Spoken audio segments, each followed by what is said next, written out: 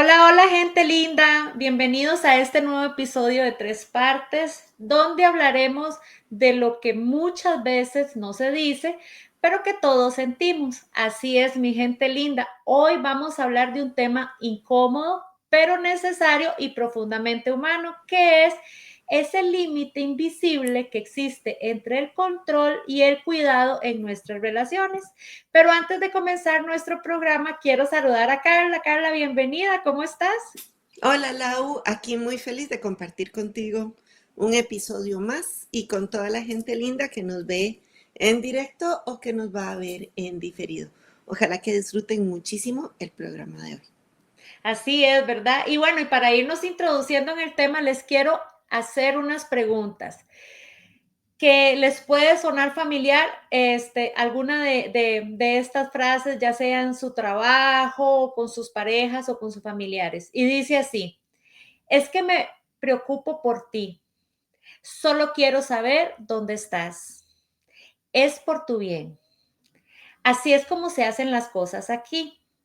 Alerta, mi gente linda. Son frases que en un inicio suenan muy bien, pero pueden esconder alguna intención turbia. Así es, mi gente linda, ¿verdad? Esto puede ser control. Y hoy vamos a desnudar ese exceso de control, ¿verdad? Durante todo el programa, ¿verdad? Que a veces se disfraza de amor o se disfraza de amistad o de liderazgo, si estamos hablando en el área laboral, pero ¿por qué si no lo vemos, por qué queremos reconocerlo hoy en este programa? Porque si no llegamos a verlo, lo vamos a seguir repitiendo y lo vamos a normalizar. Y entonces, para iniciar, Carla nos va a decir por qué es tan importante este tema. Bueno, mi gente hermosa, vamos a empezar respondiendo a la pregunta, como decía Laura, ¿por qué hablar de control en las relaciones humanas hoy es tan urgente? Porque el control excesivo, aunque a veces no lo parezca, y como nos decía Lau, no es una forma de amor, de cuidado ni de liderazgo. Más bien tiende a ser una expresión de ansiedad y miedo. Y cuando se instala en nuestras relaciones, lo que genera es no seguridad y un daño emocional bárbaro. Desde las neurociencias sabemos que el cerebro humano está programado para buscar certezas y control del entorno.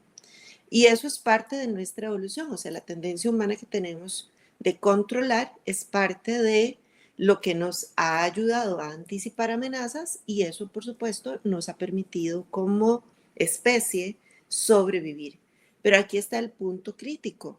El cerebro no distingue fácilmente entre una amenaza real y una emocional. Y cuando sentimos que no tenemos el control sobre alguien que nos importa, a veces se activa, según nuestras características personales, una estructura cerebral llamada amígdala, que es este sistema de alarma emocional del que ya hemos hablado en algunos otros episodios. Esta activación, ¿qué es lo que va a hacer? Libera cortisol, la hormona del estrés, y nos pone en modo defensa. Entonces, ¿qué hacemos para calmar esa sensación interna de que hay peligro? Intentamos controlar el entorno externo lo más que podamos.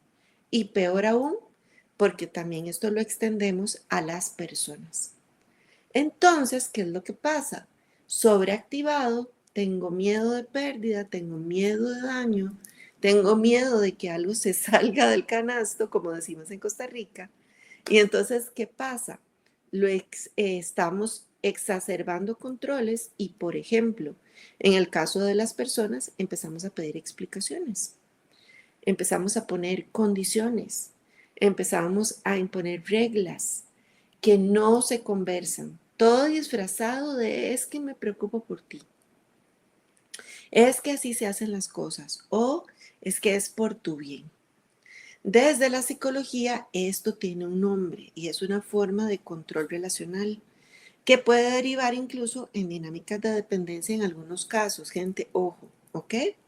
Esta dependencia emocional, gaslighting emocional sutil o relaciones codependientes. Y esto incluso ha sido confirmado con estudios psicológicos, por ejemplo, el de la psicóloga clínica Leslie Grenberg, que es tiene que ver muchísimo con la terapia focalizada en la emoción y lo que nos dice es que la autonomía emocional y la conexión auténtica y no condicionada se ven afectados cuando no tenemos una relación sana. Estas son dos cosas que son características de las relaciones sanas: autonomía y conexión auténtica que no tiene condiciones. Pero esto lo perdemos cuando tenemos este control, si lo queremos ver así entre comillas, un poco enfermo, ¿ok? Como un poco fuera de parámetro, que no debería de existir. Cuando el control entonces entra en juego, estos pilares se debilitan porque en vez de estar en una relación donde puedo ser quien soy, empiezo a actuar para no disgustar, para evitar conflictos, para sentirme aceptado por la persona que controla. Y eso con el tiempo erosiona autoestima, genera culpa crónica y también empieza a generarme ansiedad relacional. ¿Se sienten identificados o identificadas algunas de las personas que están por aquí, mi gente? Ahora les voy a dar más datos para que sigan haciendo ahí su checklist personal. Investigaciones de la Universidad de California en Berkeley han mostrado que los ambientes de control constante, por ejemplo, en el trabajo cuando hay mucha microgestión o las relaciones familiares controladoras, también aplica para las relaciones de amistad controladoras, tienen un impacto directo en la función ejecutiva del cerebro, especialmente en la corteza prefrontal. ¿Y esto qué es lo que afecta, mi gente? La capacidad para tomar decisiones, regular emociones, ser creativos. O sea, en otras palabras, el vivir en relaciones de control inhibe el crecimiento personal y profesional. Entonces, cuando hablamos de cuidado, pero ejercemos vigilancia, lo que estamos haciendo no es cuidar, es sofocar a las otras personas que están a mi alrededor. Y si ese sofoco, por ejemplo, viene de una pareja, de un jefe, de una madre o un padre, un amigo o incluso de uno mismo, a veces ejercemos control excesivo sobre nosotros mismos, vamos a tener que revisar qué es lo que está pasando. Ahora, gente, es importante recordar que este tema importa porque lo vivimos todas las personas, ¿ok? Y el problema es que si no lo detectamos a tiempo para poder trabajar en él, vamos a repetirlo, ¿ok? Y lo disfrazamos de amor, de responsabilidad, de liderazgo. Pero debajo de todo eso hay una pregunta que es importante hacernos si somos la persona que controla. ¿Estoy controlando porque no sé cómo confiar? ¿Sí? O si soy la persona que es controlada, estoy cediendo porque lo hace por mí, pero en realidad en el fondo mi alma y mi corazón me dice, estoy asfixiada, estoy asfixiado, esto no es bueno para mí. Si nos contestamos ese tipo de cosas, es importante que empecemos a reflexionar. Ahora, a partir de aquí en adelante, vamos a ver cómo reconocer estas dinámicas en nuestras relaciones del tipo que sean y qué hacer para empezar a cambiarlas. Porque sí, se puede cambiar. Y recuerden, todos merecemos relacionarnos desde el respeto, la confianza y la libertad. Ahora, Laura, para que sigamos haciendo nuestras revisiones, nos va a hablar de cómo se ve el control disfrazado, que esto es súper importante para que vayamos quitando esas máscaras de cuidado a conductas y dinámicas que realmente son de control. Así es, Carla. Y antes de comenzarles a dar algunos ejemplos, les quiero recalcar, ¿verdad?, que el control no siempre llega como una orden directa o como un grito, ¿verdad? Muchas veces, como dijo Carla anteriormente, se pone un traje de preocupación, de amor o de amistad, pero aunque venga envueltito tan bonito, sigue siendo control.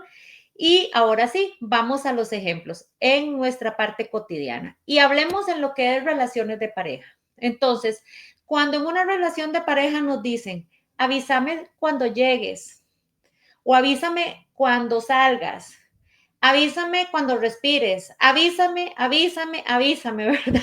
Ese montón de avísames puede sonar en un inicio a cuidado, pero si el no hacerlo, si el nosotros no avisamos, no dar esa respuesta, genera reclamos, genera dudas o culpa, ya eso no es cuidado, eso ya es control. Entonces aquí podemos preguntar, ¿dónde está el límite entre el amor y la vigilancia? Ahora vámonos a nuestro entorno familiar. En muchas ocasiones, ¿verdad? Nos han dicho, si vos me amaras, harías esto por mí. Si vos me amaras, harías esto que yo te estoy pidiendo. Esta frase apela al amor como una moneda de cambio. Y aquí recordemos que el amor es incondicional. Entonces, ¿qué nos tenemos que preguntar en esta situación? El amor debería ser condicionado. Y si es así, esto no es cariño, es una manipulación emocional, ¿verdad? Vámonos al entorno laboral. Llega y nos dice tal vez nuestra jefatura, nuestro líder, no tomes decisiones sin consultarme. O también llega y nos dice al equipo de trabajo, no quiero sorpresas, ¿verdad? Suele pasar. Suena en un inicio a que sí existe una estructura y que siempre vamos a estar apoyados de nuestro líder, pero detrás se esconde una microgestión, ¿verdad? Esa persona que quiere tener el control sobre todos, ¿verdad? Dentro del equipo. Entonces, ¿qué me puedo preguntar yo aquí? ¿Me permiten pensar por mí mismo o me están dirigiendo cada paso que yo hago en mi trabajo? Y recordemos, ¿verdad?, que la microgestión apaga totalmente la motivación del equipo, porque de ahí, al final se hace solo lo que el jefe quiere. Vámonos al entorno de amistades. Muchas veces está uno en una conversación con un grupo de amigos, pero llega tu amiga o tu amigo y te dice, ¿por qué no me contaste eso? ¿Verdad? O llegan y nos dicen, ¿por qué saliste con ellos y conmigo no? Parecen celos amistosos, pero también es una forma de control disfrazada de cercanía. Aquí consultémonos, ¿estamos compartiendo con esa persona por gusto o por miedo a herir susceptibilidades? Entonces, mi gente linda, para concluir esta parte, es importante recalcar esta señal de alerta. Si sienten que tienen que justificar constantemente su actuar, probablemente están bajo una dinámica de control. Así que revisen sus relaciones y hagan conscientes cómo es la dinámica en cada una de ellas. Y si hay que llegar a poner límites, pues adelante. Es el momento porque lo importante es que ustedes se sientan bien. Ahora que ya vemos esta parte disfrazada, Carla nos va a hablar de por qué nosotros tendemos a controlar a otras personas. Gracias, Lau. Y como hablamos ahorita, todo tiene que ver con miedo, o sea, ¿por qué controlamos? ¿Qué hay detrás de ese impulso de revisar, de exigir, de poner condiciones, de intentar moldear al otro a nuestra manera y que se comporte como queramos? De verdad, gente, a pesar de que incluso algunas formas de control pueden ser, parecer crueles o incluso yo he llegado a escuchar en terapia, es que eso es maldad, ¿verdad?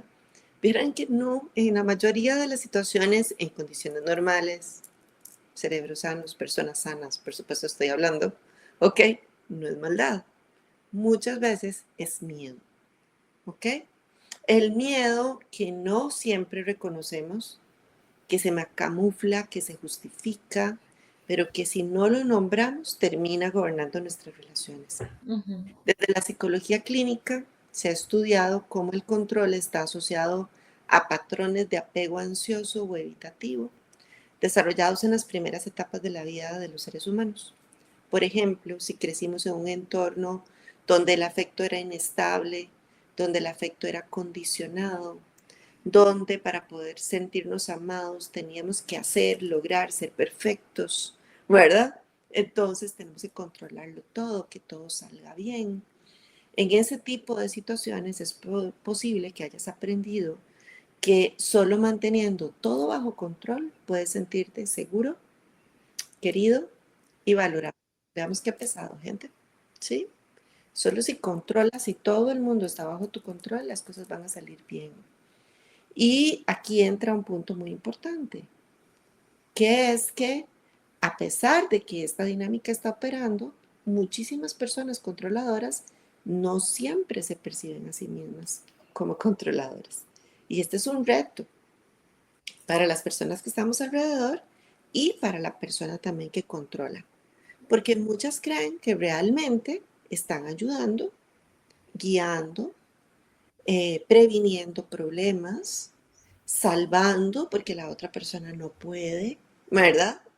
Asegurándose que no haya errores, asegurándose que la tarea salga bien. Muchísimos de los ejemplos que nos daba ahorita Laura también, ¿ok? Pero detrás de todas esas intenciones hay una base emocional no resuelta. La necesidad de reducir la incertidumbre de lo que sea, de ser amado, de prevenir errores, de que no pase algo, ¿ok? Para calmar la ansiedad interna que sentimos. Entonces, controlo para sentirme mejor. Y esto en este tipo de patrones se refuerza aún más con algunas cosas que nos enseña la neurociencia. Porque resulta que tu cerebro, nuestro cerebro, no procesa la ambigüedad. Odia la incertidumbre porque la interpreta como una amenaza potencial.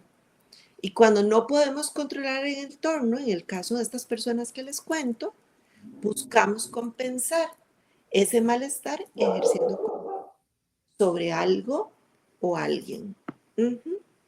Este mecanismo, entonces, lo que va a hacer es que va a activar circuitos neuronales que, aunque ustedes no lo crean, están relacionados con la dopamina, el sistema de recompensa también.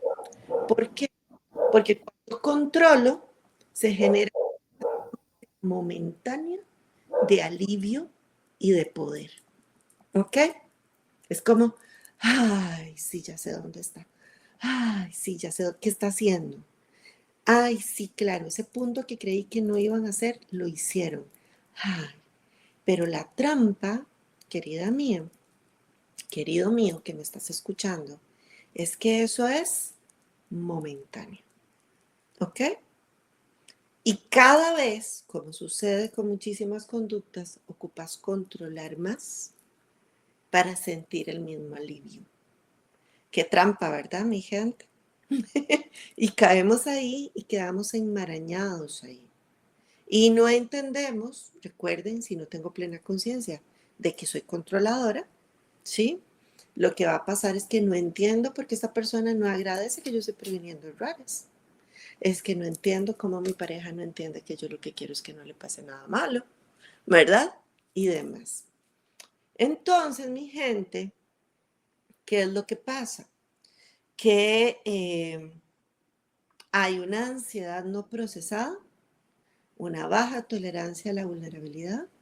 No podemos manejar esta ansiedad interna que nos genera la incertidumbre y entonces exacerbamos todos estos patrones de control. ¿Ok? Entonces, en otras palabras, controlar a alguien o algo es una forma de evitar mirar todo eso que yo cargo adentro y lo que hago es controlar afuera. Es más fácil a veces cuando hay este tipo de dolor interno marcar límites externos que revisar mis vacíos internos. Y este patrón no se da solo en la vida personal. Como hablábamos ahora, se da en contextos laborales. Vemos líderes que microgestionan, como nos decía Laurita hace un rato, pero lo que en realidad hay es un temor profundo de pérdida de autoridad, del juicio externo. El control en estos casos funciona también como una armadura frente al miedo y la incompetencia o el fracaso en ambientes laborales, que es como se traduce esta ansiedad ante la incertidumbre. Y también sucede en vínculos de amistad, como ejemplos que nos daba Laura ahora, donde empezamos a imponer rutinas por este tema de inseguridad relacional. Entonces, gente, es importante entender que a veces nos ayudaría a ver el control no como una conducta aislada, ¿verdad? Y empezar a entenderlo como un síntoma de muchas cosas más que están ocurriendo. No significa que sea correcto, ¿sí? O sea, un control insano que va más allá de lo que debería ir.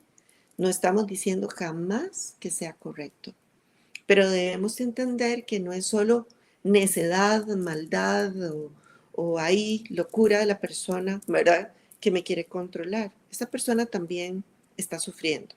Por supuesto que son conductas que tenemos que detener por el bien de todos los implicados, ¿ok?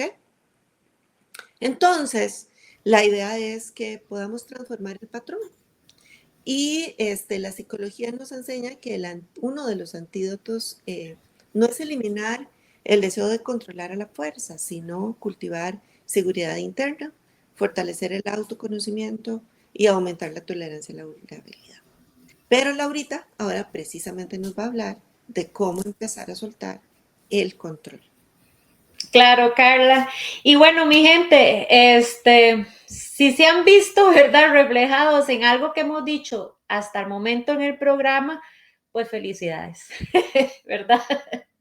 No estamos aquí para que se castiguen, sino para celebrar que ya hicieron conciencia de algo que ustedes tal vez estaban haciendo o estamos recibiendo y lo veíamos normal. Y el reconocer eso es nuestro primer paso gigante, ¿verdad? Para un cambio en nosotros. Además, es importante recalcar que soltar el control no es darse por vencido, ¿verdad? Sino es elegir, soltar algo que no está funcionando en nuestra vida, ¿verdad? Y es abrir un espacio hacia lo que es la libertad, es la confianza y en relaciones pues más sanas. Entonces, yo les voy a hablar de 5 recomendaciones, ¿verdad? De 5 microacciones poderosas que podemos comenzar a accionar para lo que es esta parte de comenzar a soltar el control. Entonces, la primera es observen su intención. Por ejemplo, vean si estás cuidando o están controlando para sentirse más seguros ustedes, ¿verdad? Como decía Carla, por miedo, ¿verdad? ¿Por qué? Porque a veces no controlamos por maldad, sino controlamos por ese miedo y por ansiedad. Entonces aquí, de intervenir con la otra persona, preguntémonos, ¿verdad? Antes de intervenir,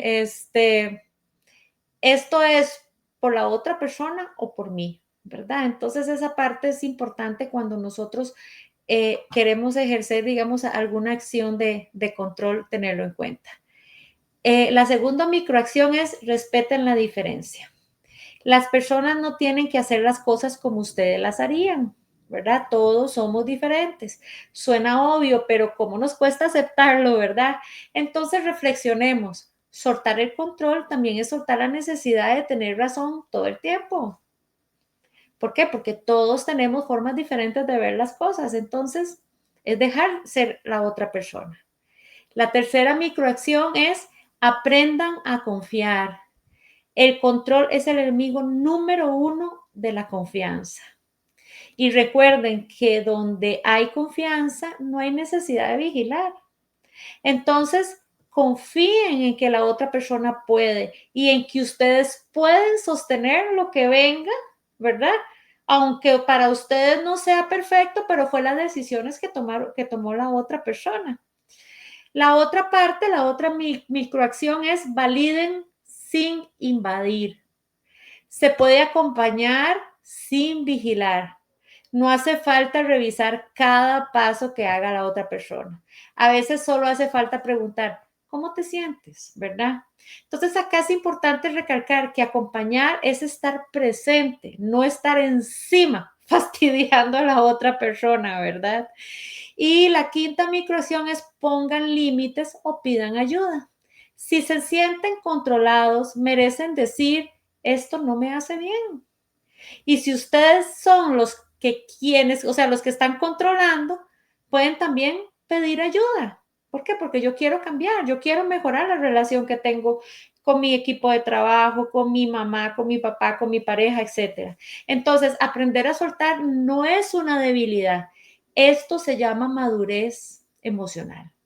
Entonces recuerden, mi gente linda, no tienen que convertirse en policías emocionales de nadie, ni dejar que alguien lo sea con ustedes, ¿verdad? Entonces, las relaciones crecen cuando hay espacio, cuando no hay vigilancia, y soltar el control no es perder el poder, es recuperar una paz interna que yo creo que todos anhelamos, ¿verdad? Vivir en esa paz. ¿Qué te parece, Carla? Definitivamente, así es. Eh, y creo, gente, que queremos darle las gracias. Gracias por llegar hasta aquí, a este momento del episodio. Y de verdad que esperamos que sea de gran valor. Como decía Laura ahora, hoy hablamos del control no desde el juicio, sino desde la importancia de tomar conciencia. Conciencia de la dinámica que implica tanto para la persona que controla como para la que es controlada. Porque todos en algún momento lo hemos ejercido, lo hemos vivido. Gente, analicémoslo. Puede ser que lo hayamos hecho. A veces sin darnos cuenta, a veces creyendo, estamos cuidando, amando, protegiendo, asumiendo la responsabilidad sobre algo. Pero es que en realidad a veces se nos pierde la distinción de que controlar a alguien nunca va a ser lo mismo que cuidarlo. Nunca, gente. Porque el control encierra, limita, pone condiciones, ¿ok? El cuidado, en cambio, observa, acompaña, permite, nutre. Y si algo quiero que se lleven en este espacio es esto. Las relaciones sanas no se construyen desde el miedo. Y el miedo es lo que está detrás del control. Uh-huh. Ni tampoco desde el ejercicio de un poder. O sea, no me perteneces, yo no te mando, ¿ok? Sino desde la confianza y desde el amor y desde el mutuo respeto. Entonces, soltar el control, mi gente, no es perder, es aprender a respetar. Es hacer espacio para que el otro sea quien deba ser y para que tú también te puedas mirar sin una necesidad constante de tener todo bajo la lupa. Tal vez no sea fácil al principio, pero es profundamente liberador, porque al final del día lo que queremos es tener a alguien cerca que no esté con nosotros por obligación, sino por elección. No es liderar desde el control, sino desde la claridad, desde la lealtad, desde la integridad. No es vivir vigilando, sino compartiendo. Así que si algo de esto te hizo un poquito de ruido, te resonó, por favor sigue ese sonido, porque ese es el punto de partida para tu proceso de mejora. De verdad que espero verlos en el próximo episodio, pero mientras tanto, antes de darle el espacio de cierre a Laura, quiero que se lleven esta pregunta. ¿Desde dónde me estoy vinculando hoy? ¿Desde el miedo o desde la confianza, el respeto y el amor? Así es. Esa es mi pregunta de cierre. Lau, ¿qué te parece? Hermoso, Carla, y muy, muy acertado para reflexionar, ¿verdad? Realmente cómo nosotros estamos accionando en todas nuestras relaciones. Yo quiero cerrar hoy poniéndole un nombre a esa línea invisible, ¿verdad? Que hemos hablado durante todo el programa. Y para mí esa línea se llama respeto. Ese respeto que tanto yo como vos y todos merecemos, Carla. Recordemos que es desde la libertad que se desarrollan todas las relaciones y no desde la posesión, que es querer cuidar, no es querer dirigir la vida de una persona, que es querer acompañar a ese ser sin quitarle, ¿verdad?, su libertad de elegir. Así que mi gente linda, como dice Carla, si este programa les resonó, recuerden que lo pueden compartir con las personas que ustedes deseen. Recuerden que nos pueden escribir y comentar si hay algo que por ahí, como dijo Carla, hizo ruido y verdad, con gusto nosotros lo leemos. Ese corazoncito, ese dedito arriba, pues se los agradecemos montones y nos vemos en el próximo programa de 3 partes. Gracias, gracias, gracias por estar presente. Nos vemos, gente hermosa. Adiós.